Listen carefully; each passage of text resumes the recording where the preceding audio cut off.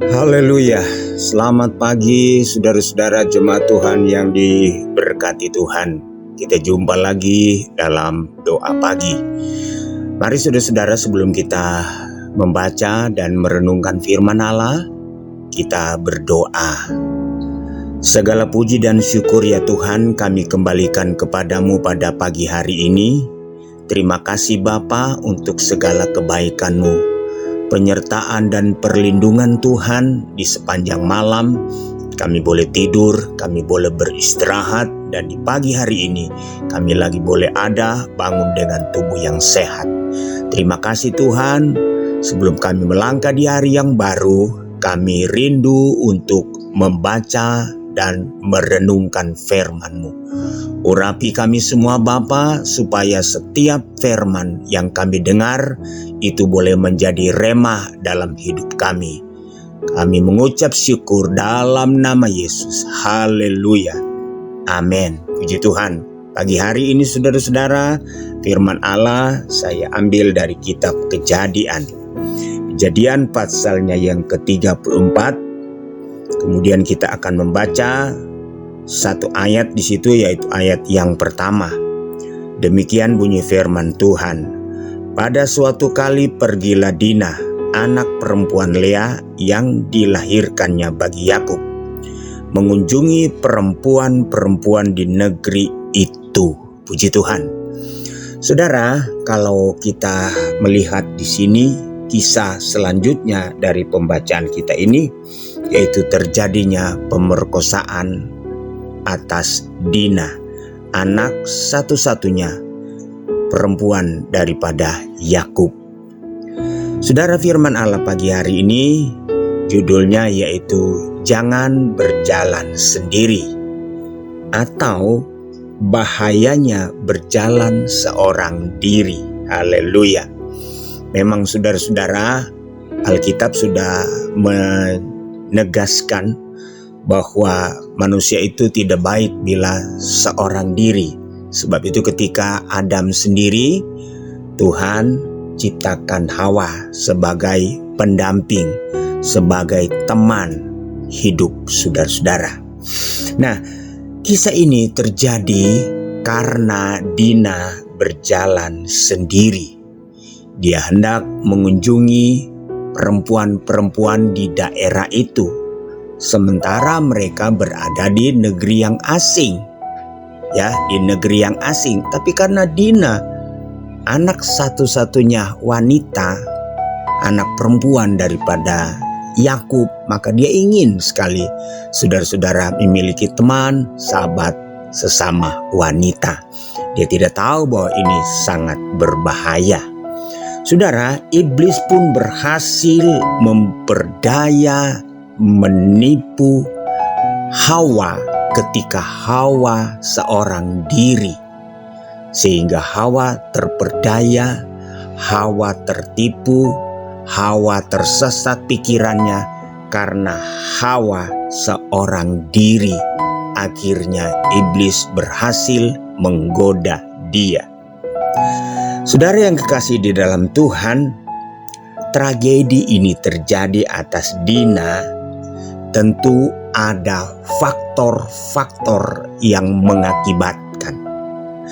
Ada kesalahan-kesalahan dari orang-orang di sekitar. Saya mau katakan saudara-saudara, ya, kesalahan-kesalahan yang pertama yaitu dari Yakub.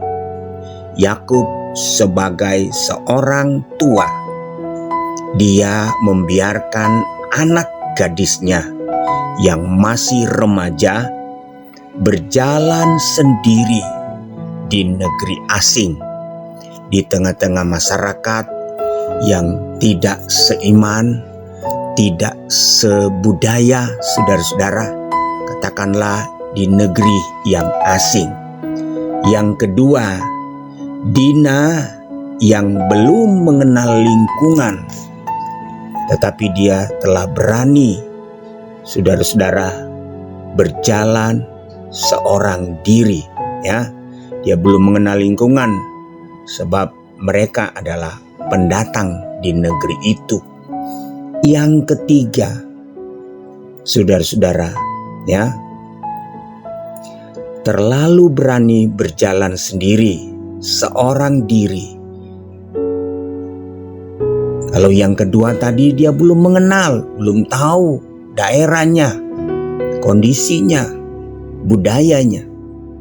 Dia berani berjalan. Yang ketiga dia berani berjalan sendiri seorang diri tanpa teman.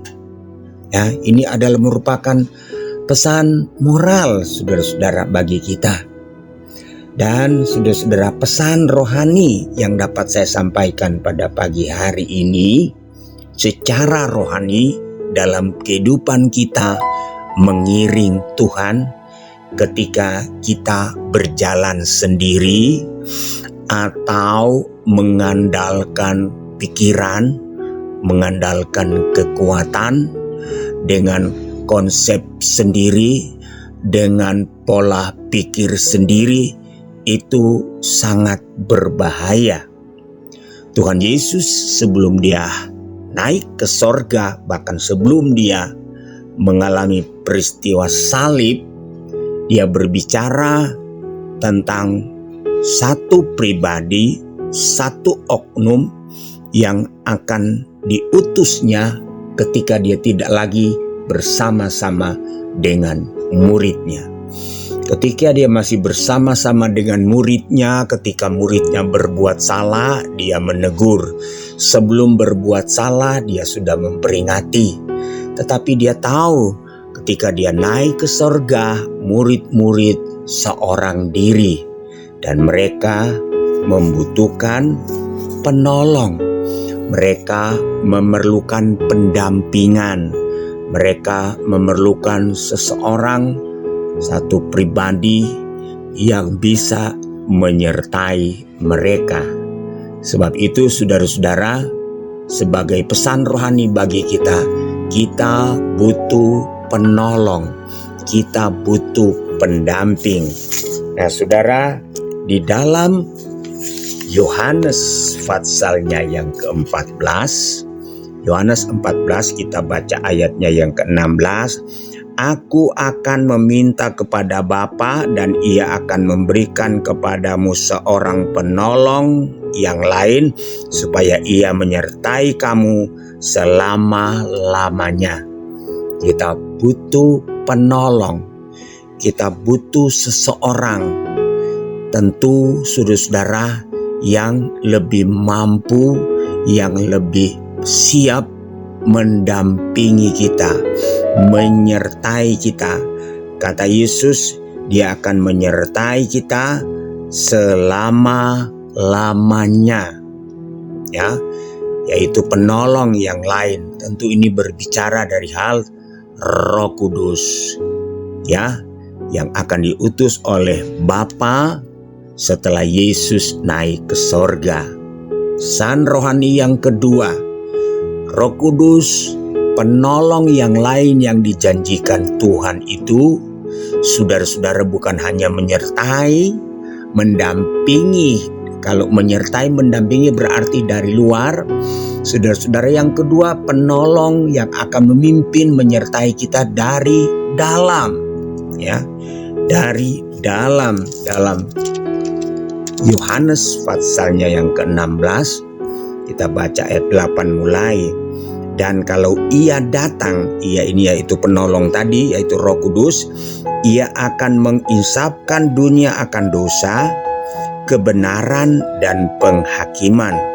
Akan dosa karena mereka tetap tidak percaya kepadaku. Akan kebenaran karena aku pergi kepada Bapa dan kamu tidak melihat aku lagi. Haleluya.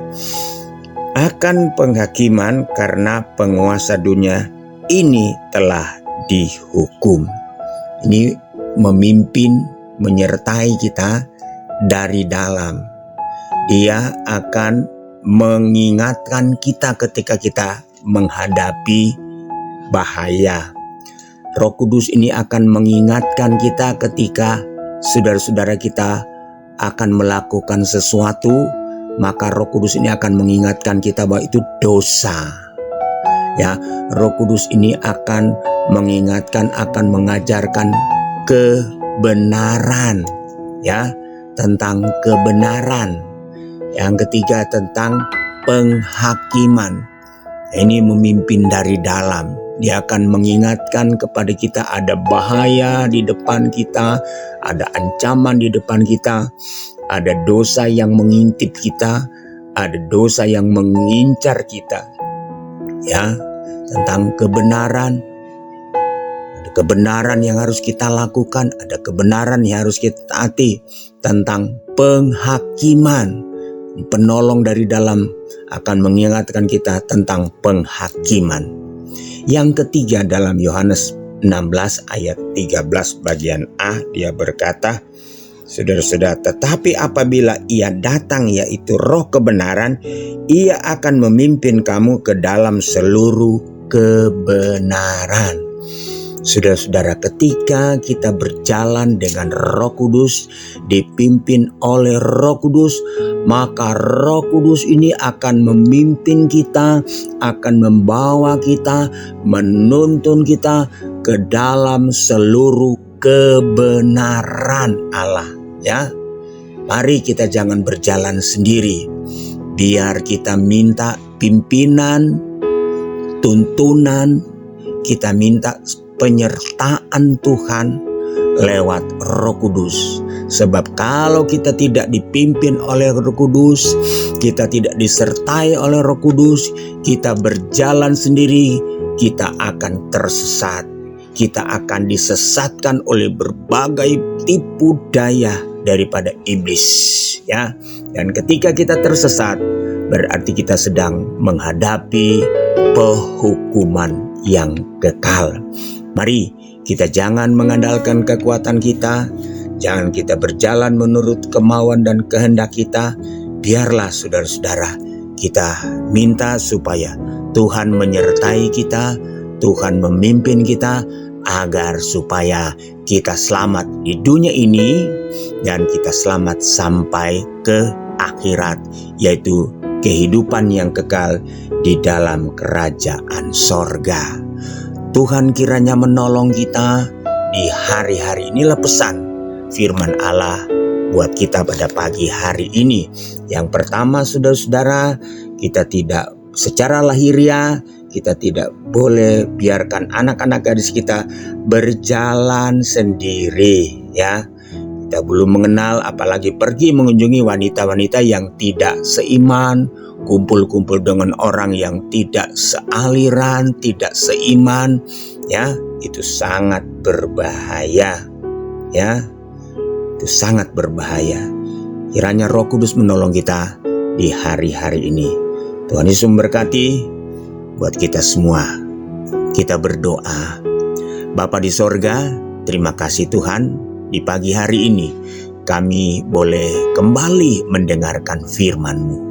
Biarlah firman Allah ini menjadi teguran, menjadi peringatan, warning bagi kami, agar supaya kami hidup berhati-hati.